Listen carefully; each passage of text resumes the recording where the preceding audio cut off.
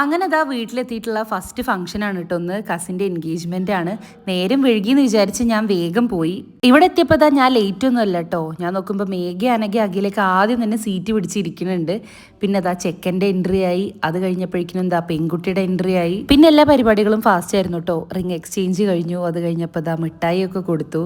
ഞാൻ നോക്കുമ്പോൾ അഖില ഇതൊക്കെ നോക്കി ഇനി ഇൻ്റെത് എപ്പോഴാന്നുള്ള ഒരു മട്ടിലാണ് ഇരിക്കുന്നത്. അങ്ങനെ ചടങ്ങുകളൊക്കെ കഴിഞ്ഞപ്പോഴേക്കും ഞങ്ങളിതാ മെയിൻ പരിപാടിക്ക് ഇരുന്നു. ചെക്കൻ്റെ വീട്ടുകാരായതുകൊണ്ട് ഫസ്റ്റ് ട്രിപ്പിൽ തന്നെ ഞങ്ങൾ ഇരുന്നു കേട്ടോ. അത്യാവശ്യം നല്ല വിശപ്പുള്ളതുകൊണ്ട് തന്നെ എല്ലാ സാധനങ്ങളും ഞങ്ങൾ നല്ല രീതിയിൽ കഴിച്ചു. ഫുഡ് കഴിച്ച് വയറ് നിറഞ്ഞിങ്ങനെ ഒരു സൈഡിൽ ഇരുന്നപ്പോഴാണ് ഇനി ഡാൻസ് ഒക്കെ ഉണ്ട് എന്നുള്ള അനൗൺസ്മെന്റ് കേട്ടത്. അങ്ങനെ ഇത് ടീം ബ്രൈഡിന്റെ സൈഡിൽ നിന്നുള്ള ഡാൻസ് ആണ് കേട്ടോ.